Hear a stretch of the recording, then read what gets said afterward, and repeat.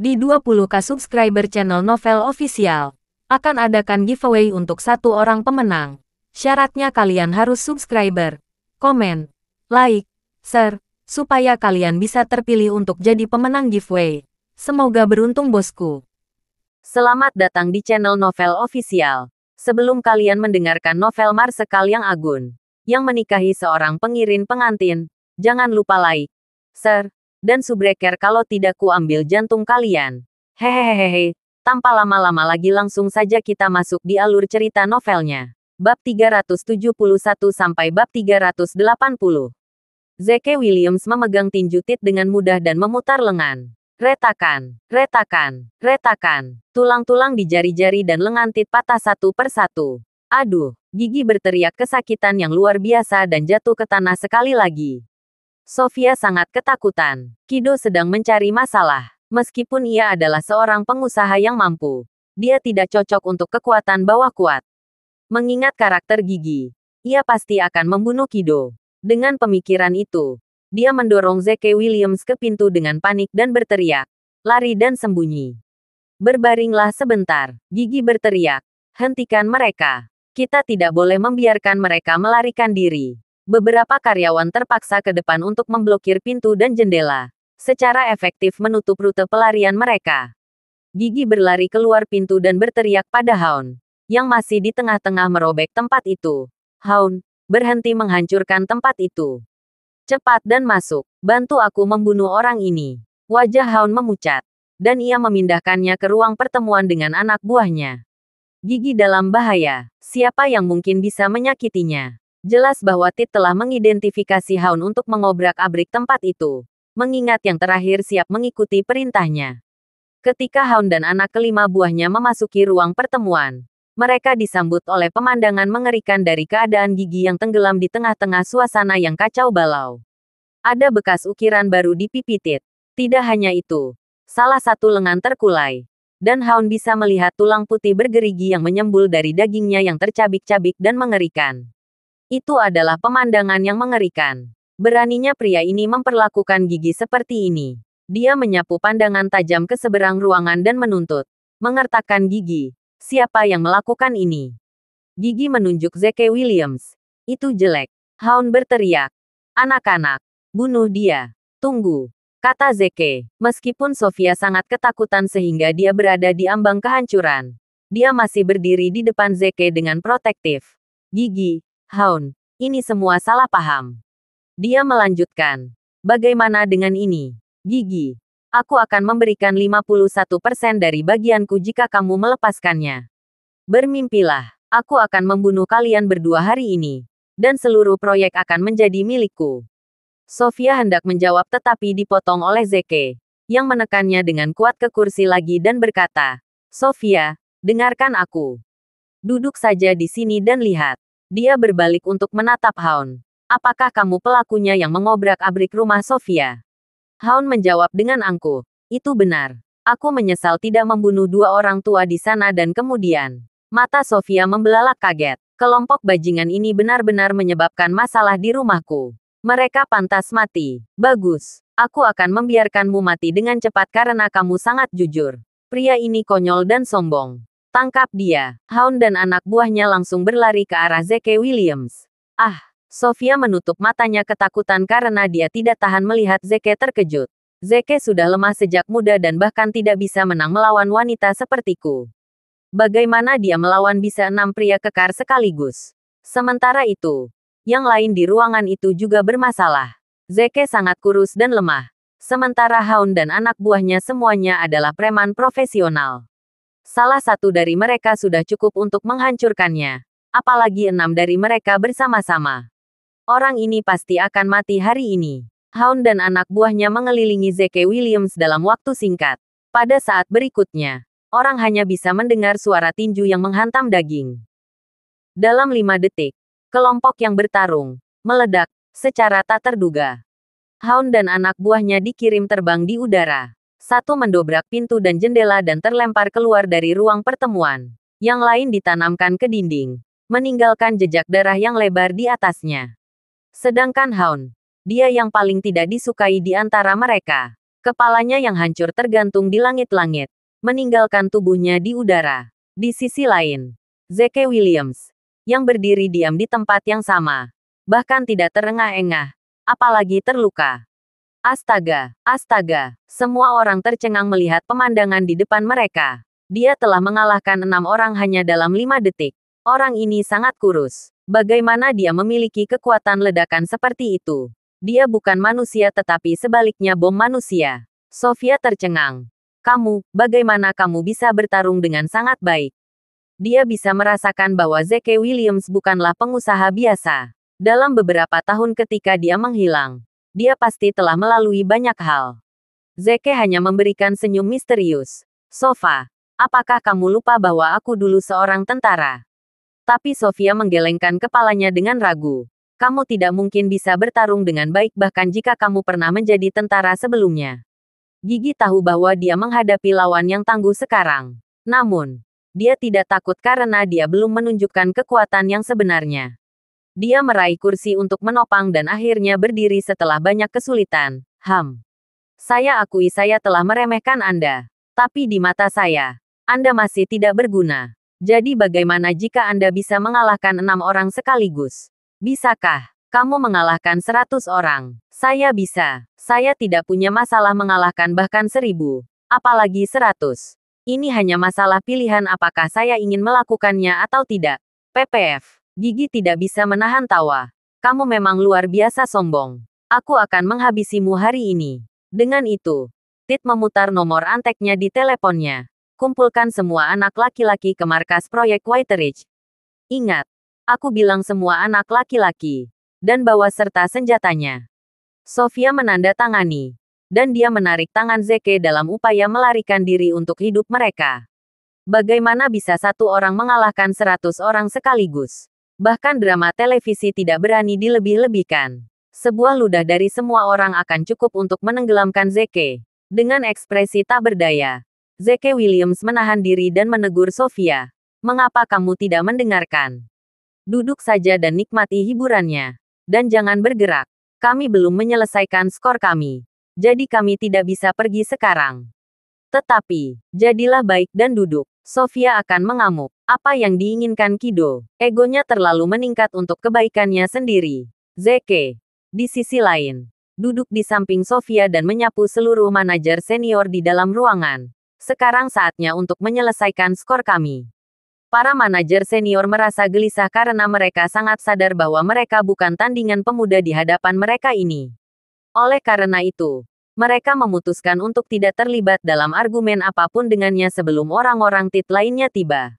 Setelah itu, Zeke membolak-balik surat pengunduran diri di atas meja dan berkata, "Aku akan memberi kesempatan lagi. Jika Anda menyesali keputusan Anda dapat surat menarik pengunduran diri Anda dan merobeknya di tempat. Saya akan mengizinkan Anda untuk terus bekerja di sini. Jika tidak, Anda akan menanggung konsekuensi Anda sendiri." Seseorang mencibir, "Tuan Williams, apakah cara ini Anda harus berbicara dengan kami? Jangan lupa bahwa kamilah yang mempertahankan proyek ini. Proyek ini pasti akan gagal jika kami pergi. Kami dapat mempertimbangkan untuk tetap tinggal jika Anda memohon kepada kami sekarang." Terbukti bahwa orang ini sengaja menghina Zeke Williams demi mendapatkan sisi baik Tit. Zeke tipis tersenyum. Senang mendengarnya. Aku menghargai keberanianmu. Siapa kamu? Saya manajer pengadaan. Dodge Wakefield. Zeke Williams mengambil surat pengunduran diri Dodge dari tumpukan surat pengunduran diri dan memberikannya kepada Sofia. Sophie, tanda tangani. Sofia tidak punya pilihan selain menandatangani surat itu dengan pasrah. Kemudian, Zeke melanjutkan. Siapa lagi yang mau berhenti? Lebih banyak orang melangkah maju dan membongkar diri. Zeke mengambil surat pengunduran diri mereka dari tumpukan satu persatu. Segera, dia menyadari bahwa di antara 30 manajer senior, hanya 5 yang tidak berjanji untuk membatalkan diri. Zeke memberikan 25 surat pengunduran diri kepada Sofia dan berkata, "Sofia, tanda tangani." Sofia panik sekarang dan berbisik kepadanya, "Zeke, mari kita bahas masalah ini lagi. Orang-orang ini telah terlibat dalam proyek ini sejak awal. Jadi mereka yang paling akrab dengan proyek ini. Jika mereka membatalkan diri sekarang, Kita harus mempekerjakan seseorang yang baru untuk menggantikan mereka, yang pasti akan mempengaruhi kemajuan proyek dan tanggal penyelesaian. Kita akan menderita kerugian besar, jadi kita pasti harus mencegah mereka membatalkan diri. Namun, Zeke hanya tersenyum. Sofia, dengarkan aku. Aku punya rencana sendiri. Melihat bahwa dia tidak dapat membujuknya, Sofia tidak punya pilihan selain menandatangani surat-surat itu dengan murung. Gigi mencibir. Haha, kamu bahkan mungkin tidak bisa hidup hari ini.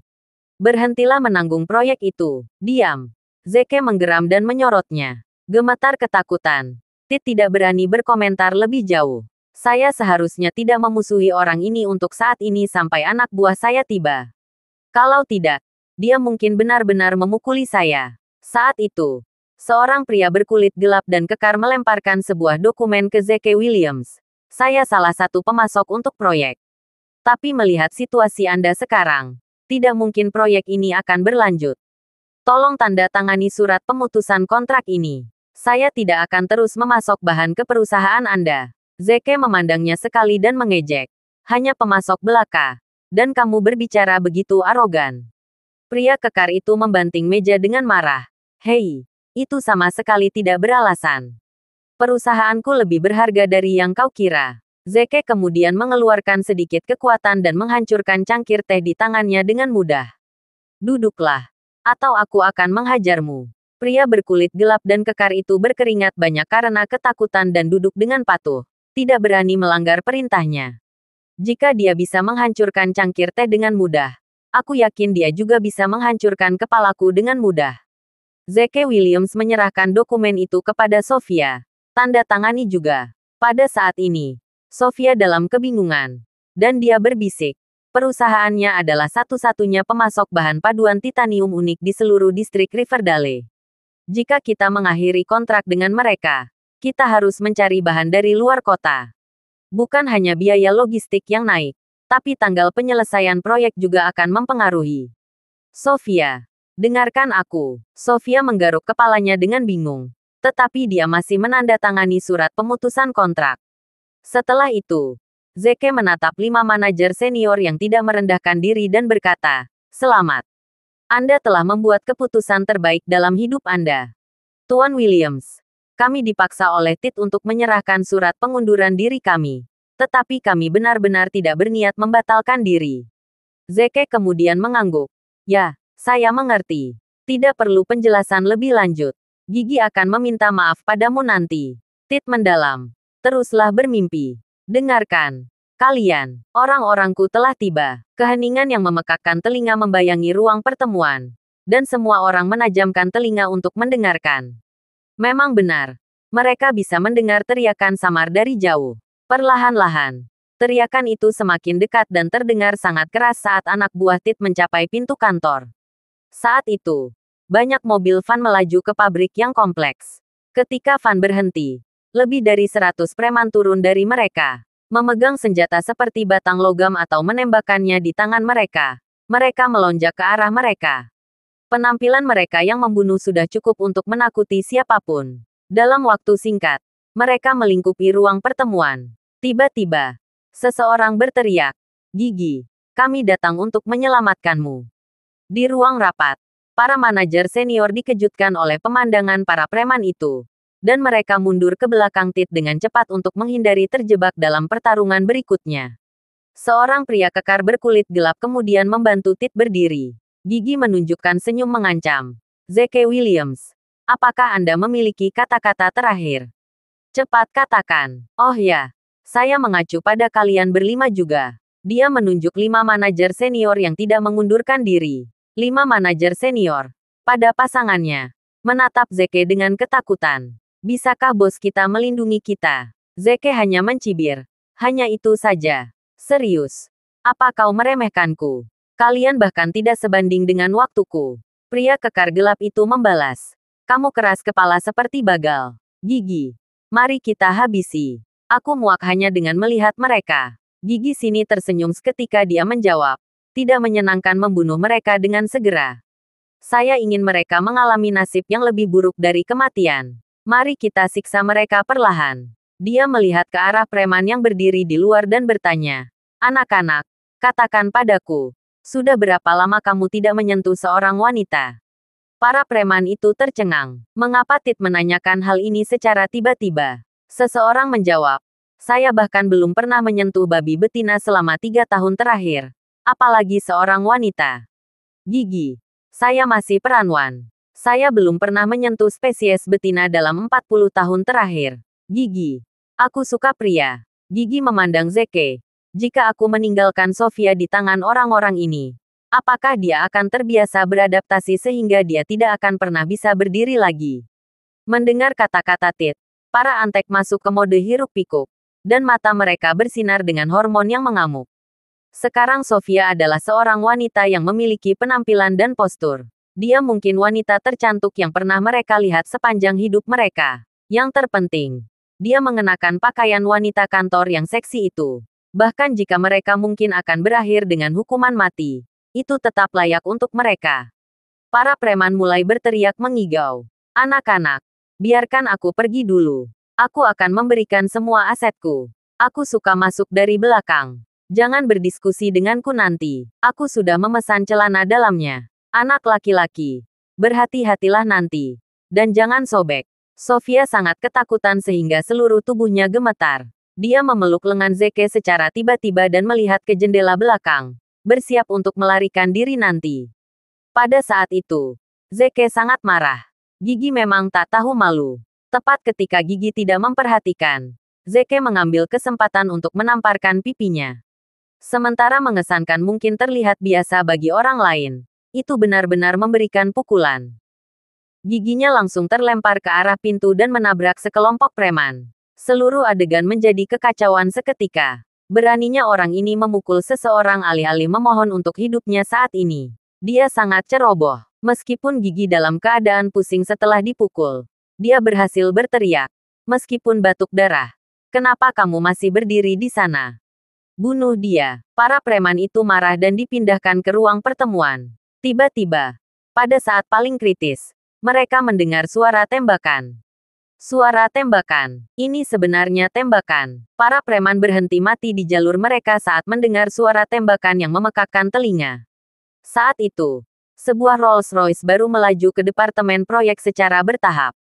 Itu dikawal oleh 6 Audi A8 di kedua sisi. Dan apakah itu pemandangan yang luar biasa? Perlahan-lahan, mobil-mobil itu berhenti. Pintu Benz terbuka. Beberapa pria berjas hitam formal turun dari mobil dan berdiri di samping Rolls-Royce. Setelah itu, 2 pria tua turun dari Rolls-Royce. Mereka berpakaian anggun dan memiliki aura yang memikat. Setiap gerakan mereka memancarkan rasa superioritas. Semua orang terpana oleh aura mereka yang menarik dan menahan napas. Mereka semua bertanya-tanya tentang identitas kedua pria ini. Tidak lain adalah Eclipse dan Hades. Mereka sebenarnya di sini untuk mengundang Zeke Williams untuk bergabung dalam escape plan mereka. Eclipse dan Hades saling memandang, dan mereka tersenyum. Sepertinya kita datang pada waktu yang tepat. Sementara pengambilan gambar itu nyaris membuat Gigi kembali sadar. Dia ditarik kembali ke dunia nyata sepenuhnya oleh pemandangan Eclipse dan Hades. Pemandangan itu membuatnya gemetar sampai ke intinya. Kotoran, bukankah mereka Eclipse dan Hades? Raja kekuatan dunia bawah Rivermouth. Dalam keadaan normal, saya bahkan tidak cocok untuk melihat sekilas mereka. Apa yang mereka lakukan di sini di tempat pedesaan ini? Apakah mereka melakukan kunjungan penyamaran? Dia memeras otaknya untuk memikirkan cara menyambut mereka. Jika saya berhasil menyenangkan mereka, saya pasti akan menjadi kaya raya di masa depan. Tapi para preman itu tidak mengenali Hades dan Eclipse. Sebenarnya, mereka berada di dunia yang sama sekali berbeda dari Hades. Di antara mereka, salah satu preman berbisik, "Siapa mereka? Kedatangan mereka keluar dari dunia ini." Zeke Williams sengaja mengejek. "Mereka adalah penyelamat saya yang saya undang." "Mengapa? Apakah Anda takut sekarang? Sekelompok orang bodoh yang tidak berguna. Masih ada waktu bagi Anda untuk berlutut di depan saya." Penjahat itu naik ke umpan. "Kami memiliki lebih dari 100 orang. Mengapa kami harus takut pada 20 orang ini? Biarkan saya memberi tahu Anda. Tidak ada gunanya bahkan jika Hades sendiri ada di sini hari ini. Saya harus membunuhmu." Zeke Williams membalas dengan nada menghina. Berhentilah mengoceh dan mulai buktikan bahwa kaulah yang sebenarnya. Ayo, tentu saja, anak-anak. Bunuh orang-orang ini. Dan kita akan bermain dengan cewek itu. Orang-orang ini di sini untuk menyelamatkan Zeke Williams. Pada kata-kata bermain dengan cewek itu, hormon para antek berada di titik tertinggi sepanjang waktu. Dan mereka berlari menuju Eclipse dan Hades. Hades dan Eclipse saling bertukar pandang dengan perasaan yang berbeda. Dari suara klaim Zeke, mereka tahu bahwa dia telah menggunakannya sebagai umpan meriam. Dia telah menipu kita sekali lagi. Hades tersenyum pahit. Bajingan ini adalah idiot. Gerhana berlanjut. Para pria berjas formal hitam berdiri di depan mereka dengan protektif. Bos, silakan masuk ke mobil. Kami akan menyelesaikan orang-orang ini. Eclipse dan Hades mengangguk dengan enggan dan kembali ke mobil. Perkelahian segera terjadi antara pria berjas hitam dan preman. Pada saat ini, Gigi merasakan seperti nafas. Orang-orang bodoh ini benar-benar bodoh. Bagaimana mereka bisa memulai pertarungan atas Zeke? Siapa kita yang ingin menyentuh Hades dan Eclipse? Sekarang, kita pasti akan mati. Sialan kau, Zeke Williams. Dia berteriak histeris. Berhenti. Sialan. Berhenti berkelahi. Tapi pemandangannya terlalu kacau. Dan suaranya ditenggelamkan oleh suara pertempuran di depannya. Namun, Zeke sedikit kecewa. Dia berharap menggunakan kesempatan ini untuk memaksa Eclipse bertarung sehingga dia bisa menilai keahliannya. Bagaimanapun, Eclipse diciptakan sebagai pembunuh nomor 1 di Rivermouth. Apakah kemampuannya bisa membantu saya? Tapi tidak pernah saya membayangkan bahwa dia akan memilih untuk menjadi seseorang yang tenggelam dan bersembunyi di dalam mobil sebagai gantinya. Saat itu, Sofia berkata dengan suara rendah di sampingnya, "Siapa orang-orang ini? Apakah mereka benar-benar di sini untuk menyelamatkanmu?" Zeke menggelengkan kepalanya. "Aku tidak mengenal mereka." Sofia terperangah mendengar pernyataannya. "Jika Anda tidak mengenal mereka, bagaimana Anda bisa mengklaim bahwa mereka adalah penyelamat Anda? Jika aku tidak mengatakannya, bagaimana antek-antek Gigi akan bertarung dengan mereka? Memang semua pria adalah sampah." Di sisi lain, Gigi ingin berlari dan menghentikan para penjahat berkelahi. Tapi sudah terlambat. Dalam 5 menit, semua preman itu tersungkur ke tanah, merintih kesakitan. Setiap antek Hades bisa mengalahkan 10 orang sekaligus. Mereka berada pada level yang sama sekali berbeda dari para preman. Hades dan Eclipse kemudian turun dari ponsel. Gigi diterapkan ke arah mereka dan berlutut di depan mereka. "Aku belum mendisiplinkan anak buahku dengan baik dan telah menyinggung kalian berdua. Aku pantas mati. Ini semua salah Zeke. Dia telah mengejek anak buahku untuk memulai perkelahian. Jadi dia harus bertanggung jawab.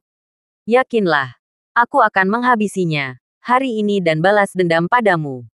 Tanpa melihat sekilas, Eclipse dan Hades menuju ke arah Zeke Williams. "Tentu saja, kami tidak akan repot-repot berbicara dengan preman kecil seperti itu. Itu di bawah martabat kita. Bawahan kita akan diberi pelajaran atas nama kita." Saat mereka berjalan menuju Zeke Williams, semua orang berasumsi bahwa mereka akan diberi pelajaran. Tapi apa yang terjadi selanjutnya membuat semua orang tercengang. Hades tersenyum pada Zeke Williams. "Saya sudah lama mendengar bahwa pemuda adalah anak yang cerdas dengan otak dan otot. Rumor itu memang akurat." Meskipun Zeke membenci Hades dan Eclipse, yang dia anggap sebagai rubah licik yang hanya bersembunyi di balik layar, dia tetap menjawab dengan sopan, "Terima kasih atas pujian Anda. Sebenarnya, saya sudah lama menonton Anda berdua dan ingin mengunjungi Anda. Tapi saya tidak pernah membayangkan bahwa Anda berdua akan mampir secara pribadi. Silakan duduk." Hades melirik preman di luar dan kerumunan di kantor sebelum berkata, "Sepertinya pemuda itu menangani beberapa masalah keluarga. Silakan lanjutkan. Dan kita bisa bicara nanti." Zeke mengangguk dan berjalan ke arah Gigi, yang akan membuat ketakutan. Persetan. Zeke Williams sebenarnya berteman dengan Hades dan Eclipse. Munculnya kesombongan ini di antara kekuatan dunia bawah. Dan jika dia begitu kuat, mengapa dia ingin mengendarai mobil rusak dan berpakaian begitu subur tanpa pamer? Itu tidak sepenuhnya sama sekali. Zeke menyapu ke seberang ruangan dan berteriak, "Siapapun yang menghina Sofia akan menamparkan mulutmu sendiri 100 kali. Jika penutupan itu tidak cukup nyaring, maka kamu bisa segera bunuh diri." Apalagi yang bisa dilakukan untuk preman itu selain menyedotnya. Ini adalah kesalahan dari gigi yang terkutuk itu menyinggung karena orang yang begitu kuat. Mengapa kita harus membuat kekacauan untuknya? Satu demi satu. Mereka bangkit dengan susah payah dan berlutut di lantai sebelum menamparkan mulut mereka. Suara 100 orang menamparkan mulut mereka pada saat yang sama memang menggema dan bahkan mungkin memecahkan rekor dunia Guinness. Zeke menatap gigi lagi. Giginya diambang kehancuran. Dan dia memohon dengan lemah di tanah. Tuan Williams, maafkan aku. Aku terlalu bodoh dan telah menyinggungmu. Aku pantas mati. Tolong lepaskan aku kali ini. Hanya kali ini. Zeke lalu menghela nafas. Awalnya, aku hanya ingin mematahkan lenganmu. Tapi kamu seharusnya tidak menghina Sofia. Jadi sekarang, aku akan menghukummu dengan mencabut gigi gerahamu dan mematahkan lenganmu. Hah, wajah gigi berubah pucat. Cabut gigiku. Patahkan. Bukankah hukuman ini terlalu berat? Kenapa? Kamu enggan. Jika kamu enggan, maka pergi dan mati. Gigi menjawab dengan tergesa-gesa. Saya bersedia.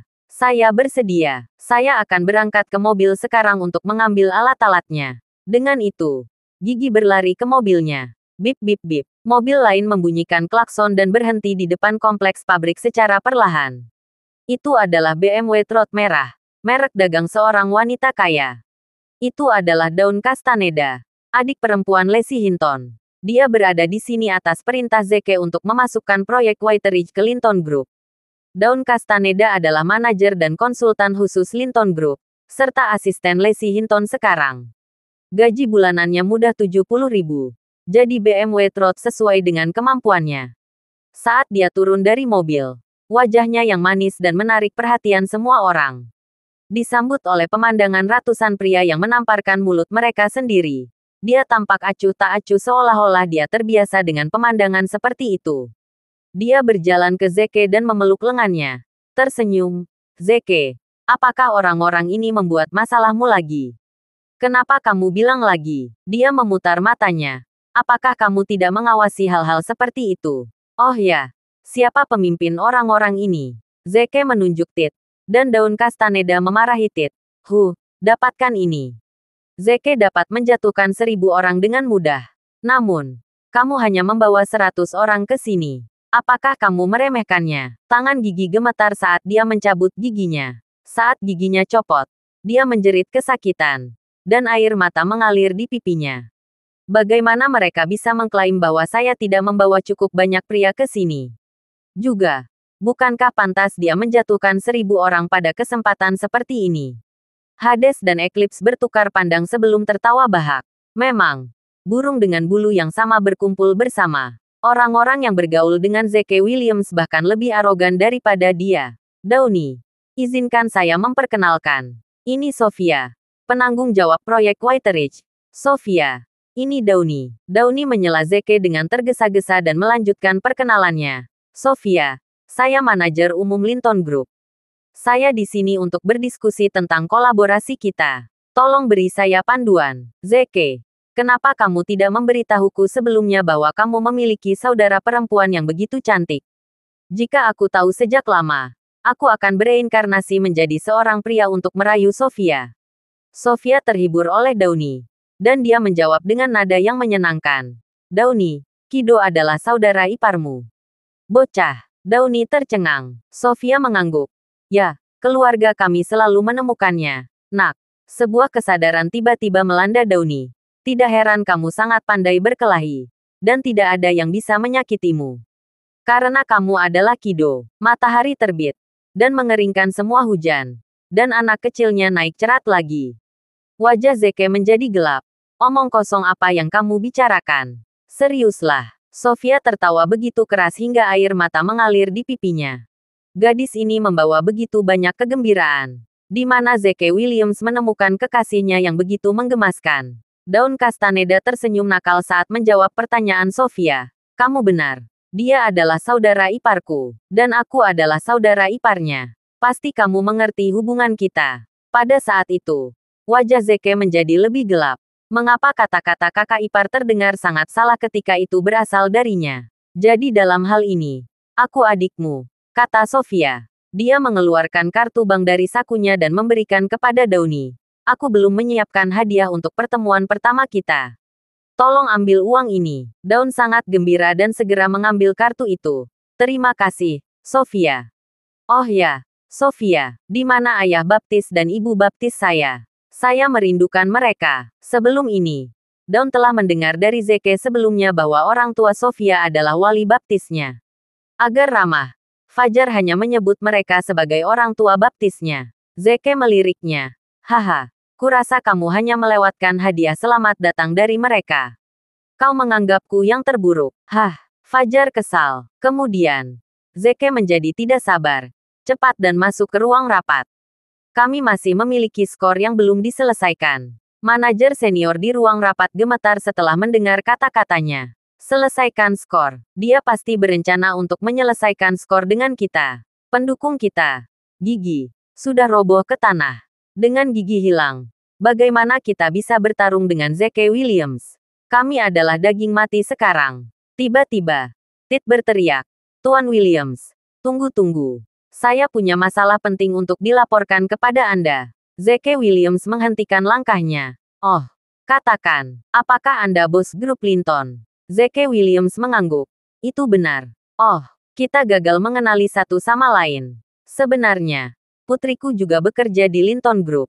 Dengan cara ini, kita merasa bisa dianggap sebagai sebuah keluarga. Jadi, hal penting yang Anda maksud adalah hubungan yang Anda miliki ini.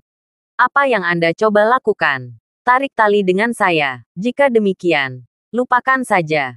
Tidak, tidak, Tuan Williams. Anda salah mengira saya. Tolong dengarkan saya. Sebenarnya, putri saya adalah Summer Mills, yang mengelola Departemen F dan B Linton Group. Beberapa waktu lalu, salah satu pelamar Summer mendekati saya dan meminta saya untuk membantu.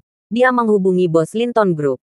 Pada saat itu, saya tidak tahu Anda adalah bos Linton Group, jadi saya setuju. Pengungkapan gigi membangkitkan minat Zeke. Memang benar.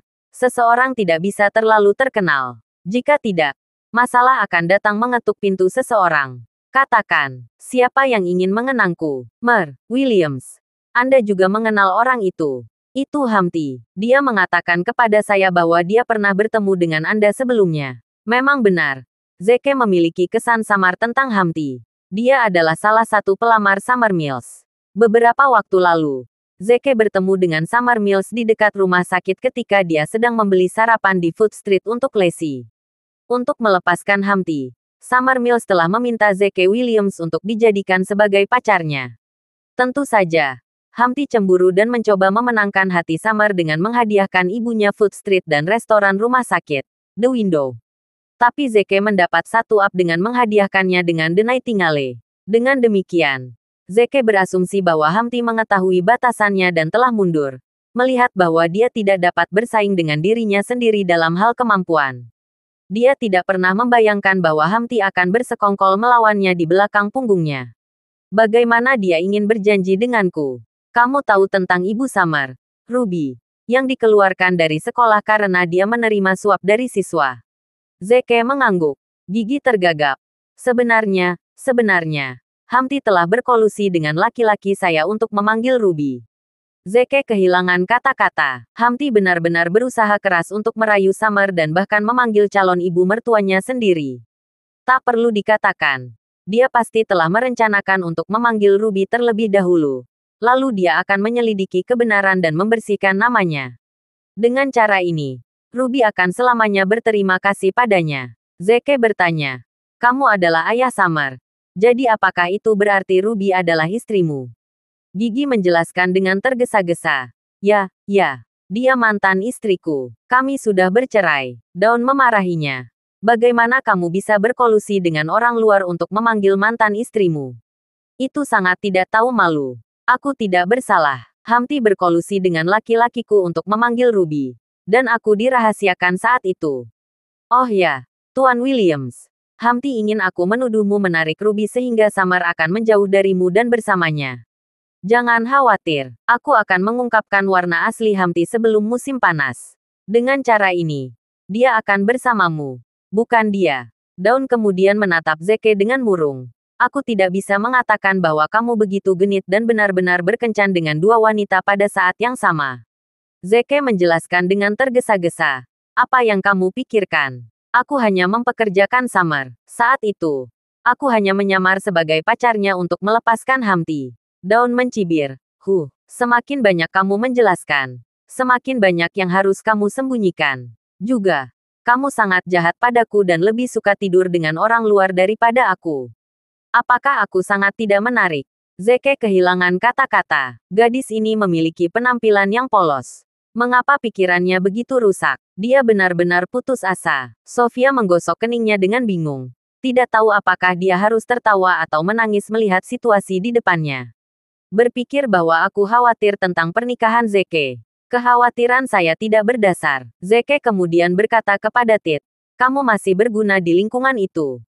Aku akan melepaskanmu kali ini. Ingatlah untuk tidak memberitahu Hamti bahwa kamu telah hidup di dalamnya. Teruslah bekerja sama dengannya. Aku ingin mengalahkannya dalam permainannya sendiri. Giginya lega dan mengangguk dengan sungguh-sungguh sebelum dia melakukan konstruksi keluar dari tempat itu. Setidaknya, saya berhasil menyelamatkan diri hari ini. Setelah itu, Zeke membawa Sofia dan Daun ke ruang pertemuan. Dia menunjuk ke manajer senior yang telah merendahkan diri dan berkata, Dauni, bantu saya menyelidiki mereka. Jika mereka mengabaikan tugas mereka dan menyalahgunakan posisi mereka untuk mendapatkan keuntungan bagi diri mereka sendiri, segera laporkan mereka ke polisi. Jika Anda tidak dapat mengetahui masalah dengan mereka, lalu buat sesuatu untuk membuat mereka mengunci. Hades, yang berdiri di samping, terkekeh pada dirinya sendiri. Dia akan melakukan sesuatu untuk mendaratkan mereka dalam kesulitan. Memang, dia cukup licik. Hades melihat sekilas dirinya yang masih muda dalam diri Zeke Williams. Para manajer senior sangat ketakutan. Karena mereka semua telah melakukan tindakan kotor sebelumnya. Yang tidak dapat mereka ambil risikonya untuk diekspos. Jika kita dikurung, maka kita selesai. Oleh karena itu, mereka memohon. Tuan Williams, kami mohon maaf. Ini semua salah kami. Tuan Williams, kami telah memutuskan untuk tidak mengecewakan diri sendiri. Tolong beri kami kesempatan lagi. Tuan Williams, kami baru saja diminta oleh Tit untuk mengajukan pengunduran diri kami. Sebenarnya, kami juga adalah korbannya. Tolong lepaskan kami kali ini. Zeke bertanya dengan dingin. Apakah kamu ingin terus mengerjakan proyek ini? Mereka semua mengangguk dengan tergesa-gesa. Tapi kami telah menandatangani surat pengunduran diri Anda. Dan hubungan majikan karyawan kami dihentikan. Anda tidak memiliki kewajiban untuk terus mengerjakan proyek ini. Salah satu manajer senior menangkap maksudnya dan segera menjawab, Tuan Williams, kami akan mengerjakan proyek ini secara gratis.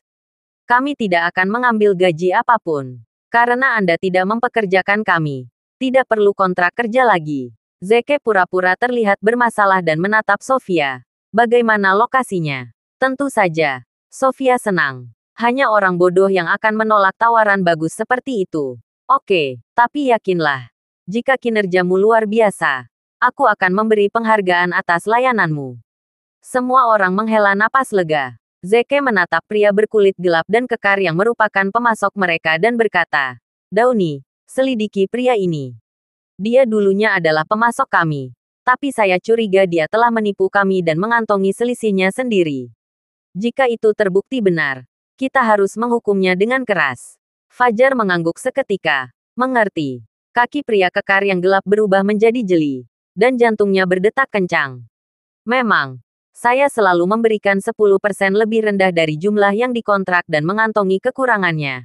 Yang akan terakumulasi hingga 10 juta sekarang.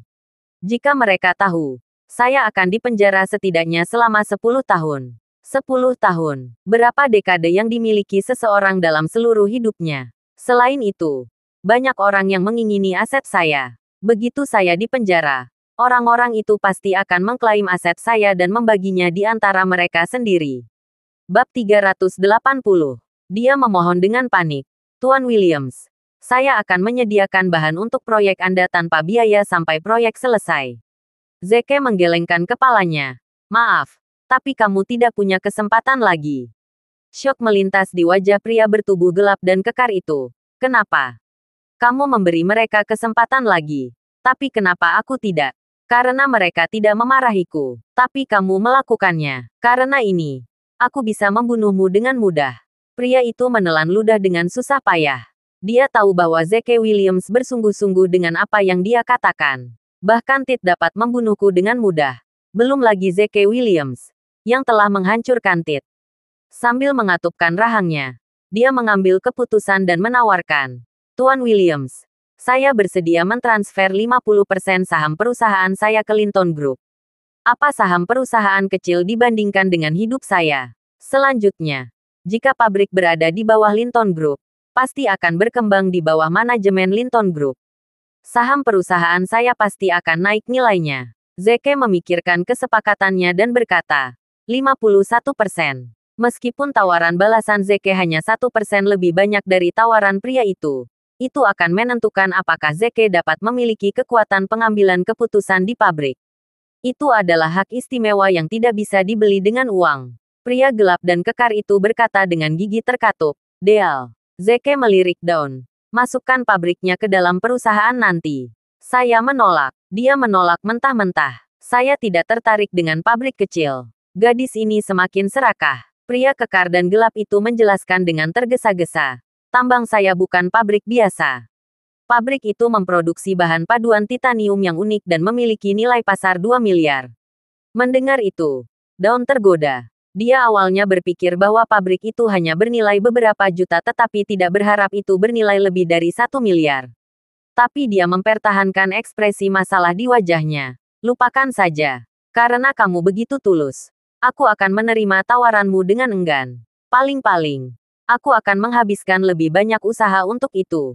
Hades terdiam. Dia telah memberi 1 miliar. Namun dia mengaku telah enggan. Bahkan aku tidak akan berani seperti ini di masa mudaku. Zeke melirik 5 manajer senior yang tidak menyerah dan memerintahkan. Kalian berlima akan menjadi asisten manajer proyek dan mendukung penuh Sofia dalam proyek ini. Juga, gaji Anda akan disesuaikan dengan standar gaji tertinggi di industri ini. Setelah proyek ini selesai, Downey, apakah Linton Group punya lowongan? Dawn setelah menjawab beberapa pertimbangan. Summer Mills bertanggung jawab atas Departemen F&B. Susan Raynor dan Mar Hinton bertanggung jawab atas Departemen Medis. Sedangkan untuk Departemen Konstruksi, saya telah mempekerjakan seorang manajer umum. Tapi dia agak malas dan sepertinya dia tidak berniat untuk bekerja jangka panjang di perusahaan kita. Karena mereka kebetulan dari industri konstruksi, aku bisa membiarkan mereka mengambil alih departemen konstruksi. Zeke Williams mengangguk. Baik, setelah proyek selesai, Anda akan melapor untuk bekerja di Linton Group. Mereka berlima sangat bersemangat setelah mendengar kata-katanya hingga mereka hampir menangis. Sejujurnya, itu sudah melebihi harapan mereka untuk diangkat sebagai asisten manajer proyek. Dan sekarang, Zeke ingin mereka bekerja di Linton Group dan bahkan mengelola seluruh departemen konstruksi. Kami sangat dok. Mereka menjawab dengan tergesa-gesa. Terima kasih, Tuan Williams. Kami akan melakukan yang terbaik. Zeke kemudian berjalan ke Hades dan Eclipse dan berkata kepada mereka, mari kita berdiskusi di kantor saya. Eclipse mengangguk. Hades tersenyum pada Zeke dengan kagum. Anak muda, kamu memang tegas. Kamu telah memberi penghargaan kepada mereka yang telah banyak mendorong dan menghukum mereka yang telah sangat menyakitimu.